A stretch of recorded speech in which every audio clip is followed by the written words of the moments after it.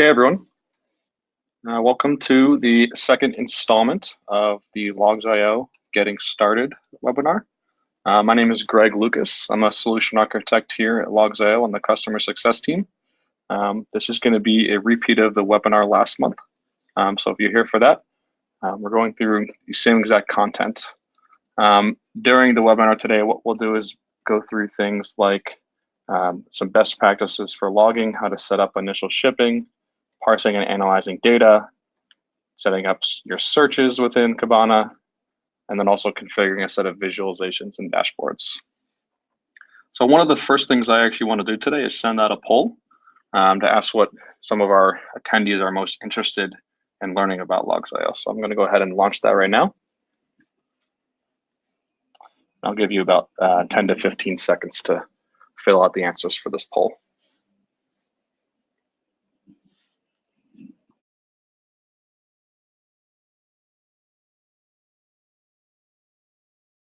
Okay, just a few more seconds.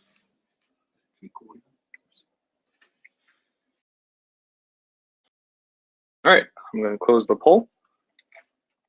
And it seems like most of you are interested in two of the main topics that we're going to be covering today, which is shipping and parsing. And then also the majority of you are asking about visualizations and dashboards. So this will definitely be covered during today's webinar. Awesome. So a few things before we get started. So this is something that you should be aware of if you're a Logz.io customer. Number one, from a support and training perspective, when you're logged into Logz.io in the application, there's a chat icon in the bottom right, as you can see pointed out in the slide here. That's direct access to our customer care team 24/7 for any issues, troubleshooting, parsing, requests right within the applications. This is your recommended method for 24/7 access to the support team at Logz.io. Method number two is over email. So we have a ticketing system. So you simply send an email to help@logz.io. That'll connect you directly with our support team and create a ticket for tracking purposes. And then the third is self-support.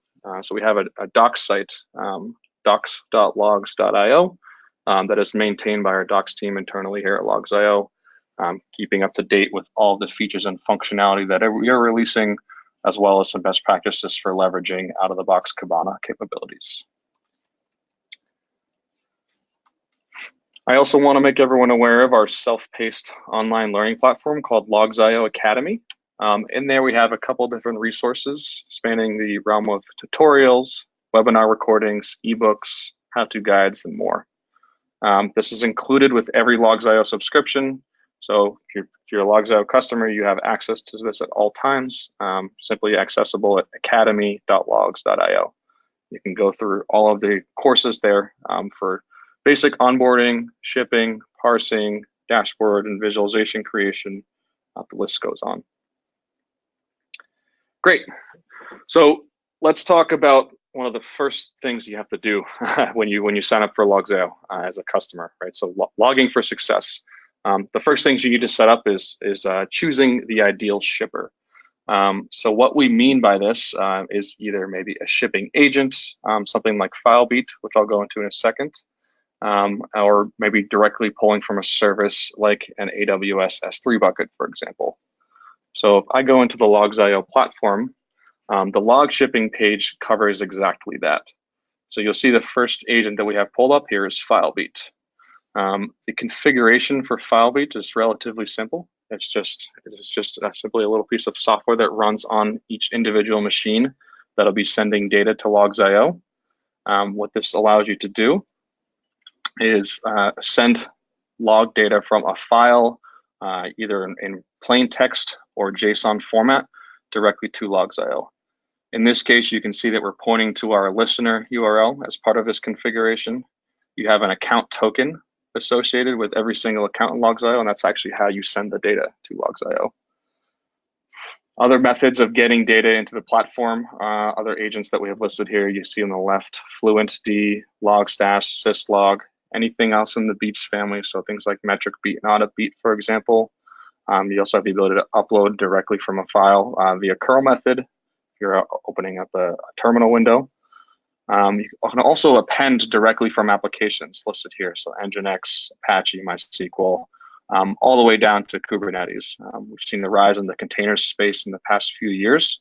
So we have a fully supported Fluentd daemon set that supports a Kubernetes infrastructure. As we get down to the AWS configuration, we support services like S3, as I mentioned before, as well as the ability to log from CloudWatch, CloudTrail, and even send logs directly over Lambda to Logz.io. For an S3 integration, it's actually something as simple as defining the S3 bucket, the prefix, the access key, and the secret key.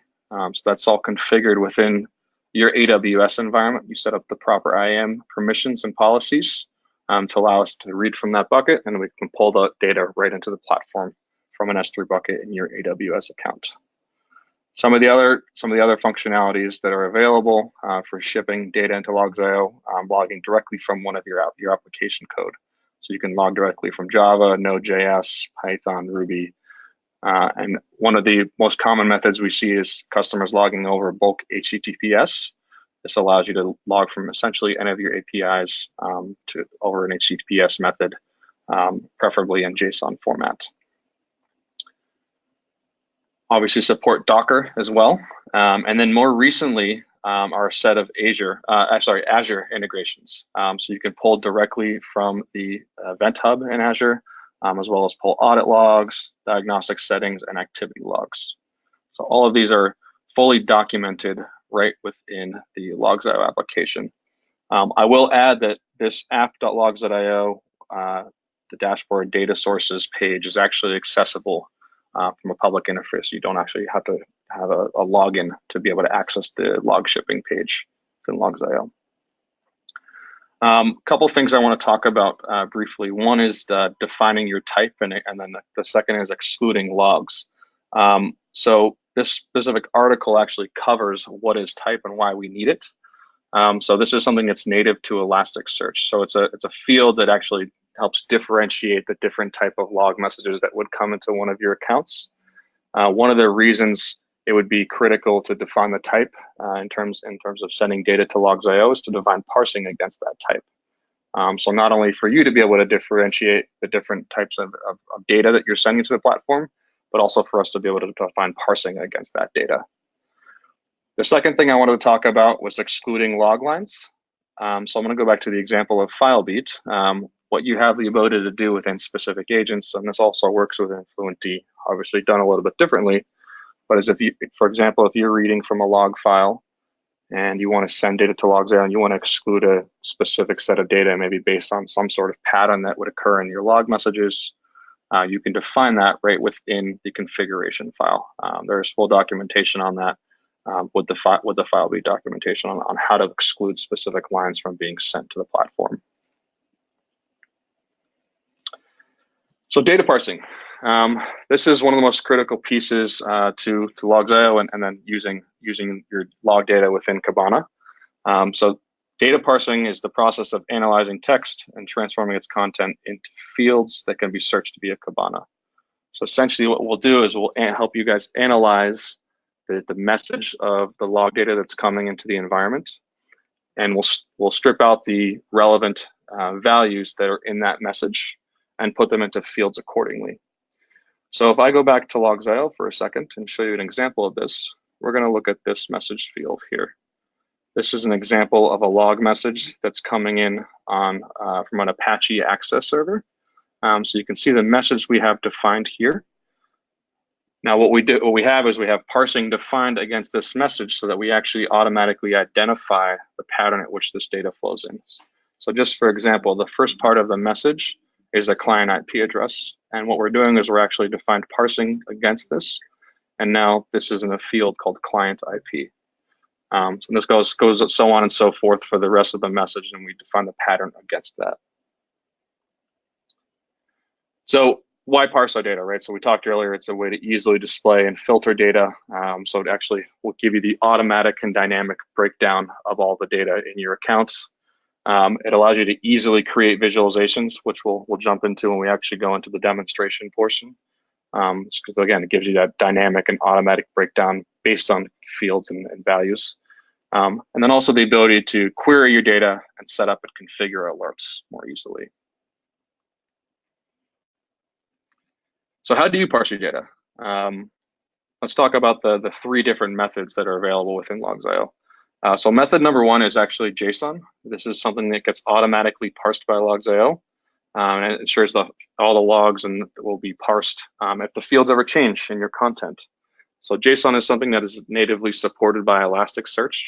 So when you set up your shipping method and you send the data to Logz.io and we have the proper codec, we'll automatically index the data accordingly. Method number two is actually based on supported log types. So we actually just showed the Apache Access log type in the platform just a second ago. We'll actually automatically apply parsing for common log types that come into the platform. So some of the ones that are supported out of the box, I mentioned Apache Access. There's also CloudTrail, ELB, all the way down to Jenkins, HJProxy, Nagios, Nginx, etc. So this list is constantly being updated as we add new built-in log types. So when data comes in as a plain text format and it matches that data type, we'll automatically parse the data and create the fields. Now, if you need to enrich that even further, you can contact our support team directly to add any extra necessary enrichments to that data set. The third option is the parsing as a service, and there's actually two different versions of that for the parsing as a service. Number one is the ability to do it self-service right within the Logz.io application. So you can actually see in the screenshot on the right here, the ability to go to the cog icon, the cog wheel on the top right, and go to tools and then data parsing. And what that allows you to do is allows you to parse the data on the fly within the app. So you can actually select the log type for which you're trying to apply parsing to, drill down on that data, and then run through the parsing wizard to actually define the field that should be extracted as a result. The second option for parsing as a service is to actually contact the Logz.io support team either directly in the application with the chat icon or via the help desk system. And essentially what we'll do is we'll run you through a process of finding out what log type we're providing parsing for, look at the pattern of that data and define the fields that should be extracted as a result. And that once the configuration is applied, any new data that flows in will be indexed according to what your requirements are. All right, let's actually go into Gabbana. So let's talk about running searches within Logz.io. So one of the first things that you can do within Logz.io is actually search on your data. So there are actually a couple different methods. So we're going to cover these three. So the free text search, the field level searching, and the filters. So free text search, just as an example. So I can search for all my Apache logs just by running an example of a free text search by searching for Apache.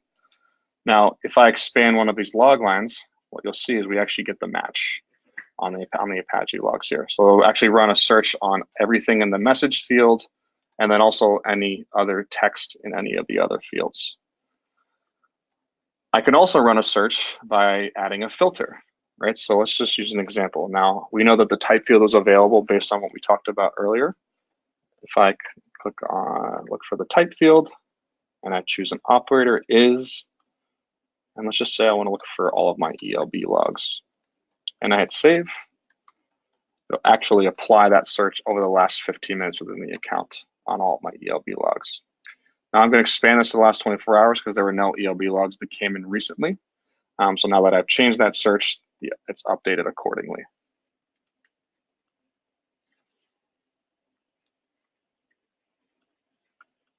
Now, some of the options that are available on the filter. You'll notice that when a filter gets applied, there are 5 different icons available on the filter. I have the ability to quickly enable and disable the filter. So this, you can imagine this would be useful. We had multiple filters applied to this view. I could quickly enable different filters and see what data shows up as a result. I can also pin this filter. Now what pinning does is it enables the filter to act as an ad hoc saved search. So as I jump through different screens within Gabbana, that filter follows me. So I'll show you how that works when we're actually view one of the dashboards. I can also actually do the inverse of what the current filter that's being applied. So right now we're looking for all of our ELB data. If I were to click this minus magnifying glass icon, that would actually do the inverse search. So basically search for everything but type ELB. And I can do the same thing once there's that negative filter and apply it back. So now we're searching for all ELB again. The fourth icon is the ability to remove the filter. So if I click the trash can icon, it would actually drop that filter from this view. And the fifth icon is this edit filter button. That brings us back up the ability to edit this filter to the initial view. So that'll actually bring me into my next point, is the ability to apply labels. So we can imagine maybe this string of text was longer than what the available real estate on one of our screens. I could simply rename this filter to type. Maybe it's called ELB logs. So as you're designing your searches within your environments, you have the ability to define searches that make this more easily readable by all of your users. You can obviously keep it as the default, but I did want to let the audience know that this is an available capability. Cool. Some of the other pieces of functionality available right within Kibana on the Discover tab. So you'll notice a couple of things. In the top left, we have the number of hits, right? So within the last 15 minutes, there have been 429 messages that are coming in as type ELB. On the left here, this is a list of all the fields that have been parsed out and that are available to see automatic breakdowns. So one of the examples I'm going to click on is this field called backend status code. Now, when I click on the field name in the left panel of available fields, I get an automatic breakdown of the top 5 values over the last 500 records based on all of my search criteria. And my search criteria includes both my filter and then anything in the free text search field. So you can see that 86% of our messages are coming with a backend status code of 200. And then we can see the breakdown of the 300s and 400 response codes. Now, if I wanted to get a more holistic perspective of everything within the last 15 minutes and not just the top 500 records, I could easily click this visualize button at the bottom of that values list, and that'll actually quickly create an ad hoc visualization for me. So I can get a more holistic view. I can look at what did this look like over the last 24 hours. I could even save this visualization for usage on a dashboard. I'm going to reset this back to the 15-minute time frame. Let's go back to Discover. Let's expand one of these log lines. Let's take a look at the data for what ELB is. So if I look at the breakdown of what an ELB looks like, ELB log looks like, we have a couple fields that come available out of the box. We actually capture the backend processing time. We were talking about the backend status code. ELB logs traditionally include a client IP address. So this is capturing information from a public-facing front. We're also enriching the data on the backend here via the parsing request that went in with the support team to know where this IP was coming from, right? So we look to reverse lookup, and this IP address looks like someone is accessing one of our servers from Seattle within the US. If I scroll down here, I can also capture some other metadata, like the number of sent bytes, the request processing time, maybe the operating system that someone was using, what was the user agent, where this came from, and really what method was used to get this data into Logz.io. So all that can be captured. Now, there's a couple icons that you'll notice here. Number one is the filter icons. So we went over these just a few minutes ago. This gives you the ability to quickly do a filter directly from the UI. So instead of typing the filter and adding it manually below the search bar, I could quickly say, let's search for everything coming in on this client IP. So when I click the plus magnifying glass, that'll modify my search. So now in the last 15 minutes, we have 7 messages coming from that client IP. The next icon is the inverse, right? So I could filter for everything but. The third icon is the ability to toggle the column in the table. So this actually gives me the ability to show a column in this table view. So when I click on this, let's do backend status code for this example. That'll actually add that column in the table. So when I do a quick view, I can see my timestamp, my message, and my backend status code. Another way to add a column to this view is that you notice when you mouse over each of the available fields on the left, there's this little add button on the right of each field name. If I were to click that, that also gives me the ability to add it to the view. And then the fourth one is the ability to check if a field is present. This is also a great way to identify different log types as well. If you know a specific log type has a specific field that you're looking for, but maybe you don't know the value, or maybe you don't know that their types are all matching, you could use this type of query to just basically say, we want to show every single log type that has the field client IP on it. So if I click the asterisk icon, I'll get the filter client IP exists. And so how this is set up, right, we're looking on the field client IP, and then there's an exist operator. That's the one that was selected by default. Awesome. Cool. So now we've built an example of a search here, right? So we're looking at all of our type ELB logs. I've added time, I've added message, I've added backend status code, client IP. One of the capabilities available in Kibana, and it serves as best practice functionality for building visualizations, is the ability to save a search as an object. So I'm going to go ahead and save this search. Now, when I do that, everything that gets saved with the search is anything in the free text field, any filters that have been applied, and also any columns that have been added to this view. So if I go ahead and hit save in the top right, I'm just going to call this webinar ELB and hit save. We're going to overwrite the existing one. So now this becomes a saved search in my environment, and you can see in the top left that it is a saved search, right? So now this exists as an object within my account within Logz.io. If I were to go ahead and hit the new button, we're basically resetting the search, right? So now it's back to blank. And if I simply click open and search for webinar ELB, I can actually open up that previously saved search. So we actually had another one in there. All right, so this is the same exact search we just saved a second ago. If I ever made any changes within the search, within the existing saved search, you'll notice there's this little reload icon. This actually gives me the ability to reload the initial state of the saved search. Right, so the filters, the text criteria, etc. Some of the other capabilities available within the searching and querying. So we just talked about free text and then field level. Let's talk about filters and how they actually all work together. So filters actually work from an additive standpoint. So every time I add a filter, there's an and operator between each of these. If you need to do more complex logic, it's recommended to actually type that within the actual free text field. So you're seeing the example here. We wanted to search for status 200 and extension PHP. We could type it as it is exactly shown here. You could also do status 200 or extension PHP, or we could simply search for a text string. So let's just take this one as an example, this WP admin. So I'm actually going to copy this, and I'm going to do a free text search and just basically show every single message that matches WP admin. So now you notice for type ELB and every text string WP-admin, there are a total of 28 hits within the last 2 minutes. So with the free text functionality, now this also works as an and, but you can work within the text field. So I could say, WP admin, or let's say let's look for everything on the get with a get verb. Or get. We'll actually show this search, right? So we're gonna get both values that are type ELB. And it's possible that you can obviously get messages that have both that match both of those strings within the query. Cool, awesome.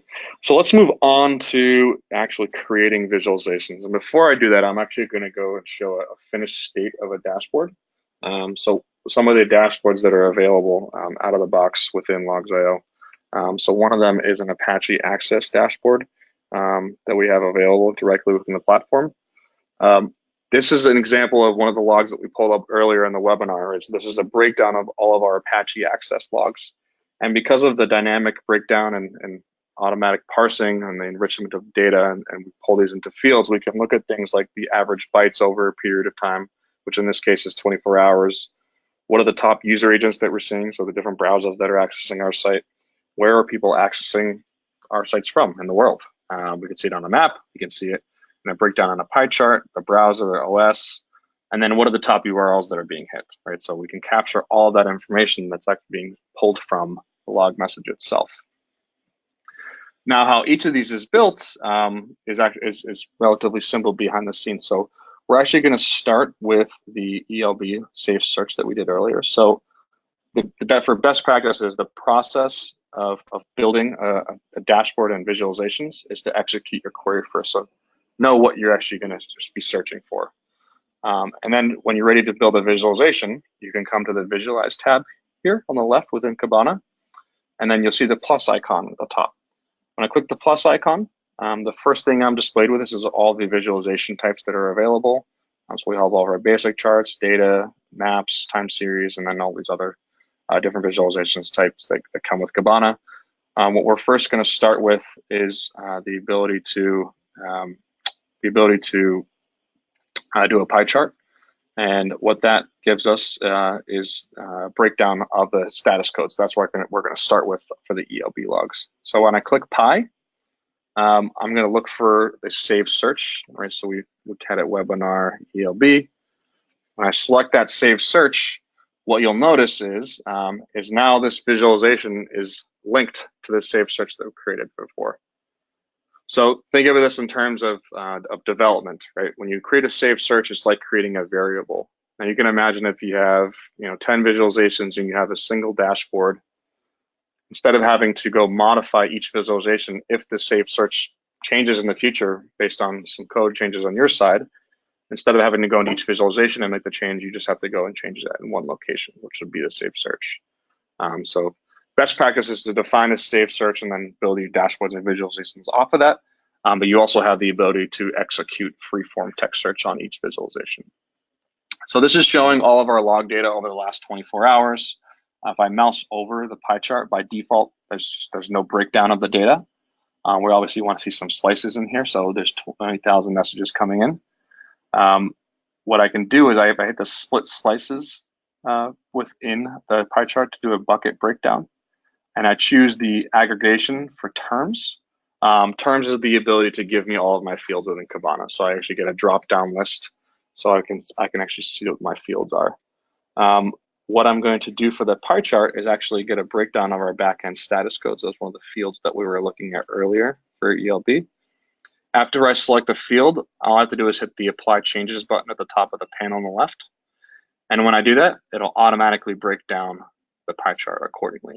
So you'll notice that we have 23,000 messages with status code 200 in the last 24 hours, 3,562 from status code 304, then you give your 400s, and another 300. This is a great way to get a breakdown and a holistic perspective within your environments. So now that I've actually created this visualization, this is something I could add to a dashboard. So the process here is that I can go ahead and hit save. I'm going to call this webinar ELB backend status code pie. And I go ahead and hit save.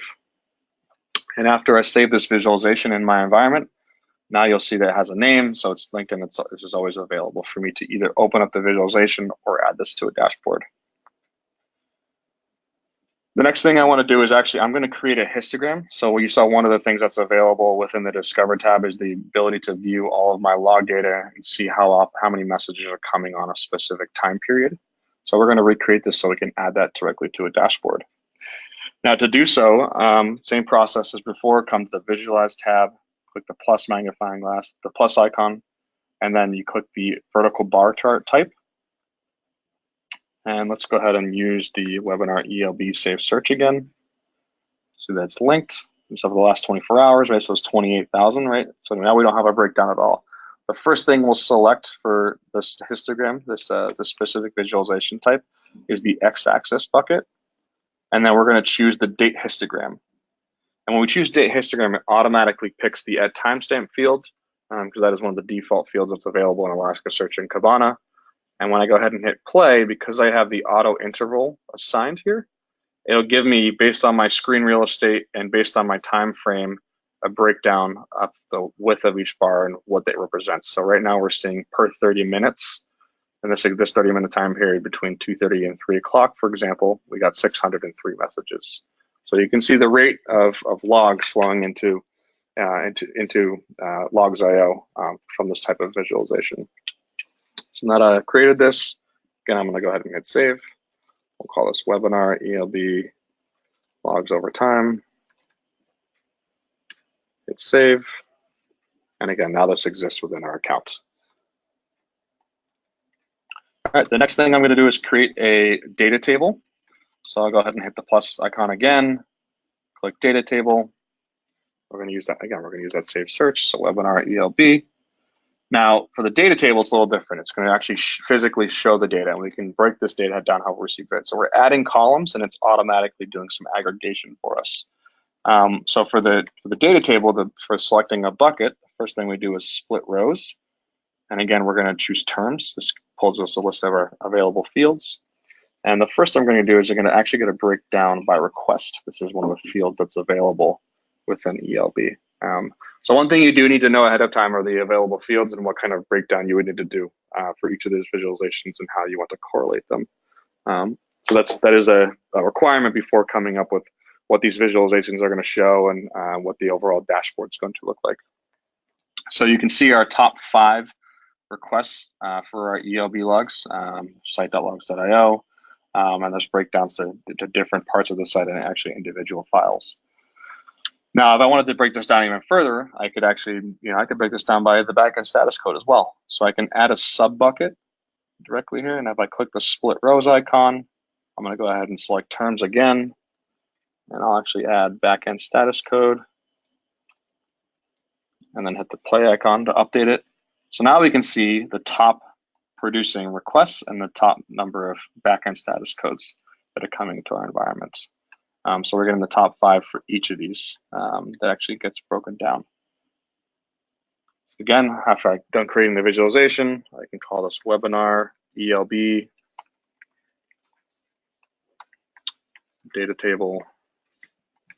Go ahead and hit save, and now this exists as an object within my account. Great. So now actually creating a dashboard. Now that we've done all the hard work, all we have to do is actually go add these to the dashboard. So to create a new dashboard within Logz.io, all you have to go is to the dashboard tab within Kibana. And then same thing like creating a visualization, you can click the plus icon here, and that'll give you a blank dashboard. Now, when a dashboard is empty, you get this message by default. You can click the add button in the menu bar above to add a visualization. You can also click it in the top right here. So when I click the add button, I get a list of all of my visualizations that are available within my account. I can type in webinar, and that'll actually, excuse me, that one. I can type in webinar, and that'll actually give me all of my webinar ELB logs that are available.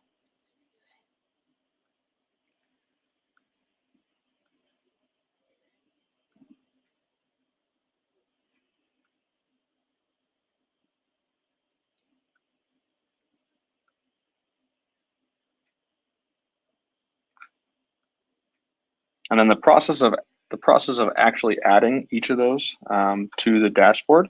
So you'll notice that I've got my webinar ELB logs here, so I can click on the webinar line chart, par chart, the table, status code pie that we created, the other data table. We could even show a saved search of logs over time.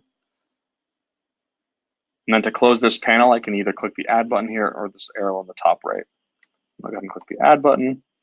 Now we're actually seeing a breakdown of all this data within the dashboard. So I'm actually going to get rid of a few of these visualizations. So when a visualization gets added to a dashboard, one of the things that's available that you can do is you can edit the visualization directly from the dashboard. So that would actually take me to edit mode, and I could edit this on the fly, save it, and have it reflected in the dashboard.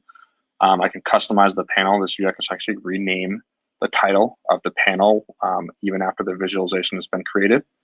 And then obviously I can also full screen this and then actually delete this from the dashboard. So I'm going to go ahead and delete this from the dashboard. I'm going to actually delete this one as well. And this is also a duplicate. And I'll leave the logs over time. Now with each visualization, you'll notice a few different things. You can move it. You can move the visualizations around now. there's the top part, there's a bar on across the top of each visualization within Kibana that allows you to click and drag. This is all based on a grid system, so everything snaps into place. We just went over the gear icon functionality, and the bottom right of each visualization is the ability to resize that. So I can show you click and drag and resize this visualization within my environment, so I can actually take a look at the holistic perspective. So I can resize these visualizations however I see fit for the specific dashboard that I'm building. Now, after I've moved all my visualizations around and have it looking how I want, it's based on the workflow that I've designed. I just have to save this now so that anyone else in my account, in my Logz.io account, can also access the same set of data. So I can go ahead and save. I'm going to call this webinar ELB dashboard. Now, with saving a dashboard, you can provide a description. You can also store the time with the dashboard. So you see where in the top right, it says last 24 hours. I have the ability to store that time with the dashboard so that every single time I open up this dashboard, by default, it's going to change to 24 hours. Obviously, if I change that after the fact and come back to this dashboard, that's not going to be the case. But this is a great way to have a default view for the dashboard. So I can go ahead and hit save on this dashboard, and now it's become an object within my account. Awesome, great. So a couple of the things I wanted to cover. So we talked about the visualization types. We talked about saved searches and how those work. You can also add the saved searches directly to a dashboard. So that saved search we had earlier that had all the columns that we added from the Kibana Discover view. You can add those to the dashboard. We went through the process of actually building a sample dashboard here. The last thing I wanted to bring up was elk apps. So that was something we actually covered at the beginning. I pulled up the Apache dashboard. This is something that comes available to every Logz.io customer. So you have a list of all the available out-of-the-box dashboards. So if you start shipping a standard log type, as we covered earlier in the webinar, so things like Nagios, VPC Flow Logs, CloudFront, ELB, HA Proxy, Apache Nginx, etc. The list goes on. You send that data to Logz.io, you come to Elk Apps, you can install the appropriate dashboard and immediately make some sense out of that data. It's a great starting point. You're not locked into the default state of that dashboard. You have the ability to edit each of the visualizations, the layout of the dashboard, etc. But it is a great starting point for getting onboarded with Logz.io. Awesome. With that, I'm actually going to go ahead and answer some questions from the audience. So we actually have a few questions that actually came in as a result. So let me just pull those up here.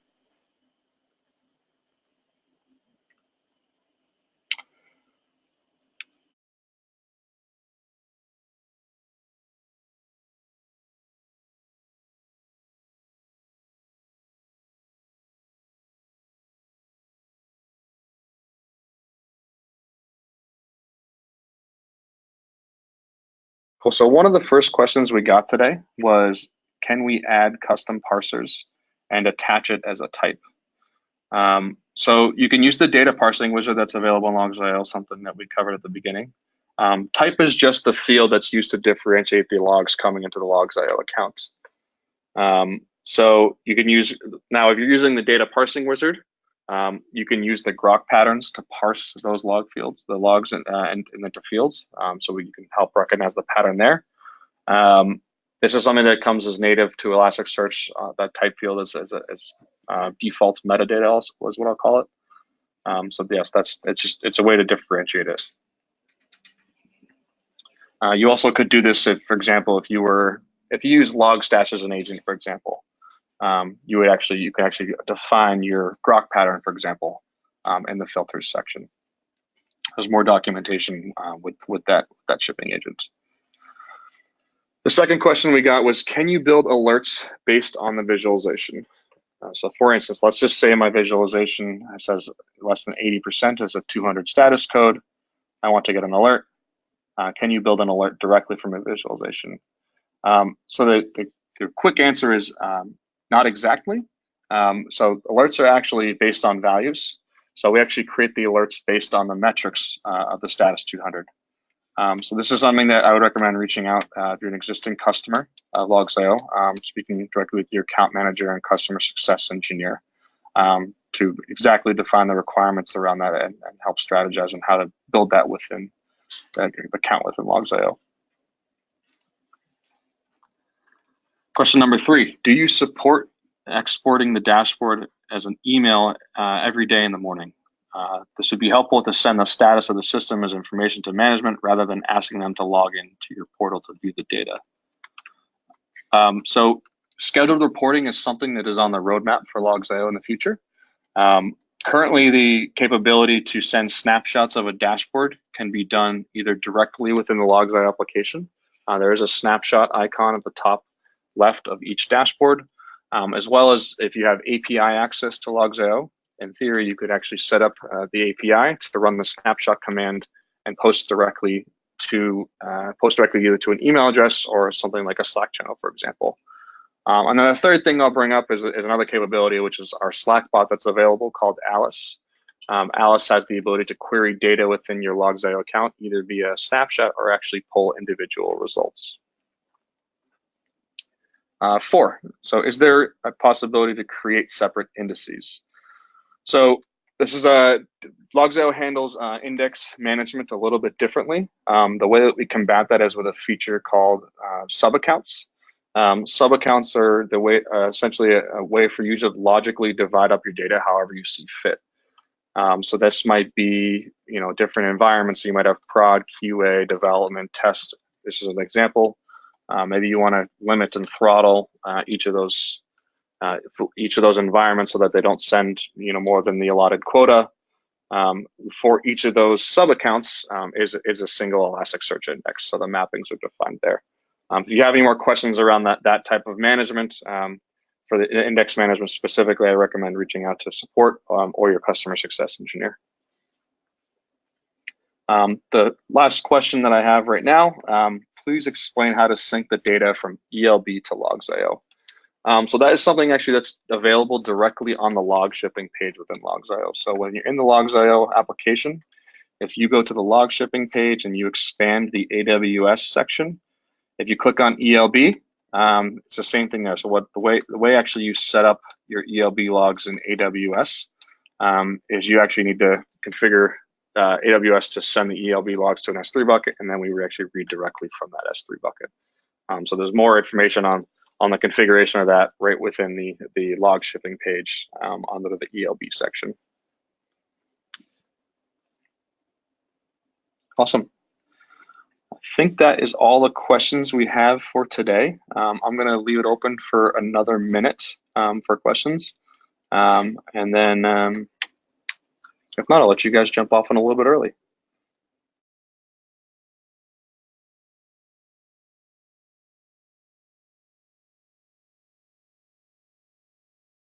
Okay, we actually just had another one come in.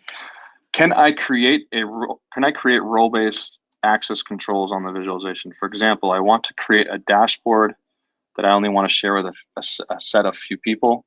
So the quick answer is yes. So with this specific dashboard, there is the sharing functionality. Dashboards can be shared via tokens, or they can be shared with on a public interface with a link directly to that dashboard.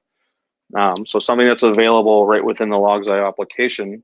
If you go to the top right of the application, you can go to the gear icon, and you go to Tools, and then Shared Tokens.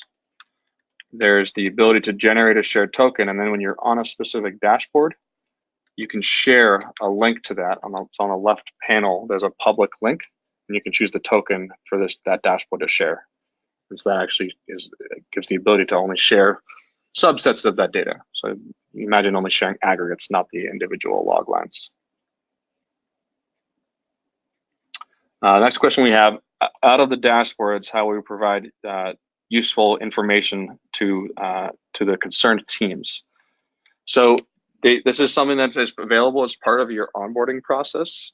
So if you become a customer of Logz.io, one of the things we'll do is help you strategize about what type of information you want to display either to your development teams or your operations teams. That's something that we're actually happy to consult with you on figuring out and diving into the data to display specific dashboards. I always say that the act of strategizing what I'm going to show on the dashboards is more difficult than actually building the dashboard. So something we're definitely happy to help with here at Logz.io. Question number 8, do we have free access to use Logz.io? Yes, so actually there are a couple different versions of the system. If you go directly to our website, Logz.io, we have the ability to sign up for a 14-day free trial. What that gives you is 5 gigabytes a day and 4-day retention of the data in the platform. And then after that 14-day period, if you choose not to move forward with a paid license, you'll be converted to our community edition, which gives you 3 gigabytes and 3-day retention. So if you go to our website, you can get more information there, and also can speak with one of our product specialists on leveraging the capabilities within the platform. Question 9 was, do sub-accounts have separate pricing? That is something more from a commercial aspect, so you can actually work directly with our account management team. I know they are flexible on certain pricing models, but that's definitely a question to take up either with your existing account manager or the account executive that you might be working with today.